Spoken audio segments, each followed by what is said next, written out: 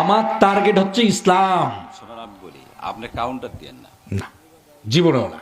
ঠিক আছে? আপনি জানেন যে হুজুরের বয়স কম, হুজুর ওয়াজ করবে, হুজুরের ত্রুটিপূর্ণ কথা হইতে পারে, কথা বলছেন না, ওইভাবে বলার দরকার নেই হাজার হাজার লোককে চালাই ভাই, বলার কোনো দরকার নেই। বলতে পারবো। আপনি আমাকে বলতে পারেন ছোট, তুমি তোমার সমস্যা আছে, তথ্য থাকে কোন জায়গাতে গন্ডগোল হচ্ছে, তাহলে সব তথ্যই আছে, আমরা সব জানি। আপনি মুনাজাত করেন। জি, ওকে, ঠিক আছে, বক্তব্য হয়ে গেছে, আর মুনাজাত আপনার সাথে দুই কথা বলার দরকার নেই।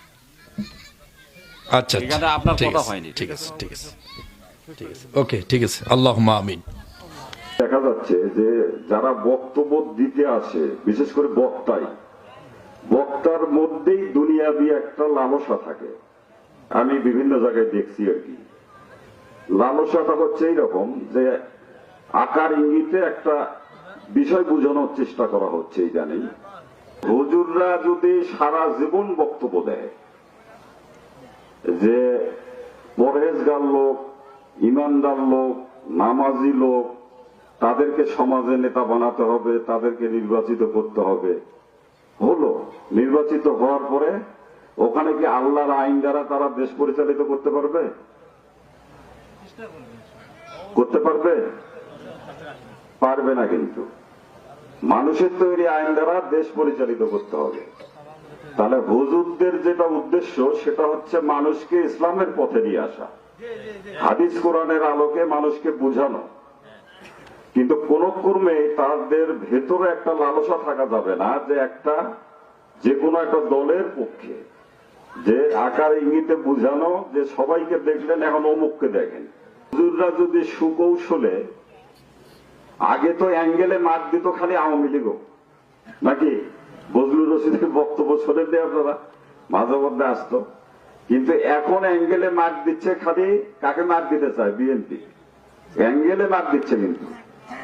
কিন্তু এখানে হুজুরদেরকে মনে রাখতে হবে যে এই ধরনের মেন্টালিটি নিয়ে যদি এই ইসলামী জলসাগুলো গোটা বাংলাদেশে পরিচালিত হয়, তাহলে কিন্তু পরবর্তী সরকার যদি জাতীয়তাবাদী দল বা বিএনপির আছে, হয়তো হুজুরদের কিছু হবে না, কিন্তু মানুষের যে এই যে ইসলামের প্রতি যে ডাকটা, এই ডাকটার প্রতি, হুজুরদের প্রতি মানুষের, মুসলমানদের একটা অনাস্থা আসবে মনের দিক থেকে, যে হুজুররা তাহলে কি কোন দলের প্রতিনিধিত্ব করে কিনা।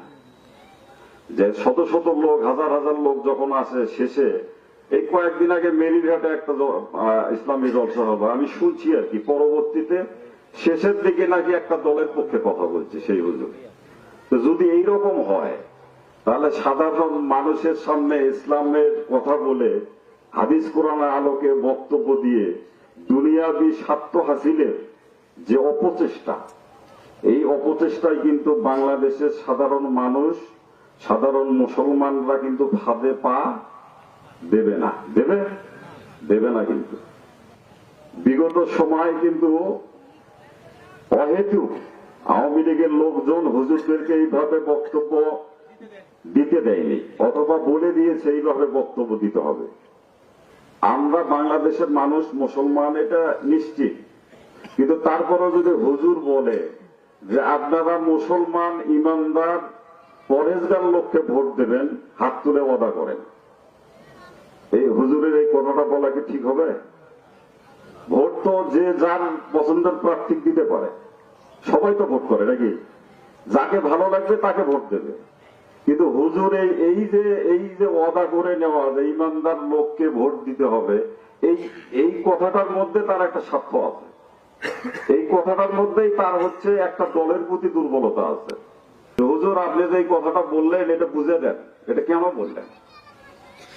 কারণ ভোট তো সবাই করতে পারে, ভোট সবাই করবে, যার যার প্রার্থী যাক ভালো লাগবে তাকে ভোট দেবে। কিন্তু আপনি বলতেছেন যে মুসলমান, ইমানদার, পরহেজগার ব্যক্তি থেকে ভোট দেবেন। সবাই তো মুসলমান, সবাই তো 5 ওয়াক্ত নামাজ পড়ার চেষ্টা করে, ইসলামের মধ্যে তো সবাই আছে। তাহলে এই কথাটা, যেখানে 95% মানুষ বাংলাদেশের মুসলমান, সেই জমিনে, সেই মাটিতে এই ধরনের কথা বলে আপনারা কি বুঝাতে চান? এই যে হুজুর এখানে বক্তব্য দিল না যে কাল কিয়ামতের মাঠে সমস্ত নেতাদেরকে দাঁড় করানো হবে এবং জিজ্ঞেস করা হবে কোন নেতা কি করেছে। তাই না? ঠিক না? আচ্ছা, বিগত 18 বছর আওয়ামী লীগ শাসন আমলটা যেটা ছিল, অনেক হুজুরদেরকে বিনা অপরাধে সাজানো আদালতের মাধ্যমে ফাঁসি দিয়েছে না? আমাদের দেলোয়ার হোসেন সাইদি, বিশ্ব বরেণ্য মুফাসসিরে কোরআন, উনি কোন দলের সদস্য হতে পারে, কিন্তু উনি যখন ওয়াজ করেছেন তখন সেই ওয়াজগুলো আওয়ামী লীগ, বিএনপি সহ যত ধরনের মানুষ আছে সবার কাছে কিন্তু উনি প্রিয় ছিল। যার কারণে পৃথিবীতে প্রথম একজন মানুষকে নিয়ে কথা হয়েছিল যে চাঁদে দেখা গিয়েছে সাইদিকে। সেই কারণে গোটা বাংলাদেশে কিন্তু আন্দোলন হয়েছিল এবং অনেক লোক মারা গিয়েছিল। তাহলে এটা তার প্রতি মানুষের একটা কত বড় আত্মবিশ্বাস। এই বিশ্বাসটা তো উনি দীর্ঘদিন কিন্তু ওয়াজ করে তৈরি করেছিল মানুষের অন্তরে। সে যে দলে করুক কিন্তু তাকে আমরা ভালোবাসি। আমি ব্যক্তিগতভাবে তাকে ভালোবাসি। তাকে ফাঁসি দেয়নি আওয়ামী লীগ, তারপরে আরো জামাতের নেতাদেরকে ফাঁসি দেয়নি। বিগত 18 বছরে বিএনপি অনেক নেতা কর্মীকে বিভিন্ন মামলায় ঝুলিয়েছে, ফাঁসি দিয়েছে। সর্বশেষ যে আন্দোলন হলো বাংলাদেশে আপনার ছাত্র জনতার, এখানে প্রায় 5,000 লোকের মতো ছাত্র জনতাকে নির্বিচারে গুলি করে হত্যা করেছে। কে করেছে? আওয়ামী লীগ করেছে। যদি কাল কিয়ামতে প্রশ্ন করা হয় যে সময় এরা এই হত্যাকাণ্ডটা সংগঠিত করলো, এই হত্যাকাণ্ডের সাথে সরাসরি আওয়ামী লীগ বা শেখ হাসিনা জড়িত, কিন্তু 5ই আগস্ট যখন সরকার পরিবর্তন হলো তখন বাংলাদেশের একটা ইসলামিক দলের প্রধান তিনি ঘোষণা দিল যে আমাদের কোন দলের প্রতি আক্রোশ নাই, সবাইকে ক্ষমা করে দিলাম। তার মানে কি 18 বছর যে খুন করলো, সাইদি সাহেবকে যে খুন করলো, অন্যান্য নেতাদেরকে যে খুন করলো, সব ক্ষমা করে দিল। তাহলে এই নেতাকে আল্লাহ পাক যখন জিজ্ঞেস করবে যে এতগুলো খুনের দায়ে যে দেশ ছেড়ে পালালো যে সরকার, এই খুনিদেরকে কি কারণে তারা ক্ষমা করলো, তখন কি উত্তর দেবে? তো প্রতিটা নেতার ক্ষেত্রেই তাই হবে। ইসলাম হচ্ছে, কোরআন হচ্ছে একটা পৃথিবীর পূর্ণাঙ্গ জীবন বিধান। কোরআনের মাহফিল, কোরআন কি শুধু মুসলমানের জন্য? গোটা পৃথিবীর জন্য। কোরআনের আলোচনায় কিন্তু অনেকেই আছে, হিন্দু, মুসলিম, বৌদ্ধ, খ্রিস্টান সবাই কিন্তু কোরআনের আলোচনা অনেক সময় শুনে। এবং সাইদি সাহেব যখন বক্তব্য ওয়াজ করতেন, ওনার মাহফিলে কিন্তু হিন্দু সম্প্রদায়ের অনেক লোক আসতো। এমনকি অনেক হিন্দু সম্প্রদায়ের লোক ওনার হাতে হাত রেখে কালেমা পড়ে কিন্তু মুসলমান হয়েছে। কোরআন হচ্ছে একটা মানব জীবনের একটা পূর্ণাঙ্গ জীবন বিধান। এই কোরআন সবার জন্য।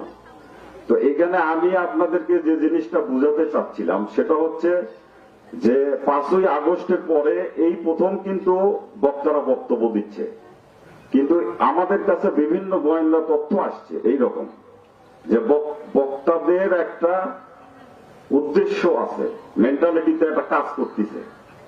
কিন্তু আমি যেটা বলি সেটা হচ্ছে যে বক্তাদেরকে হাদিস কোরআনের আলোকে তাদের মধ্যেই থাকা উচিত।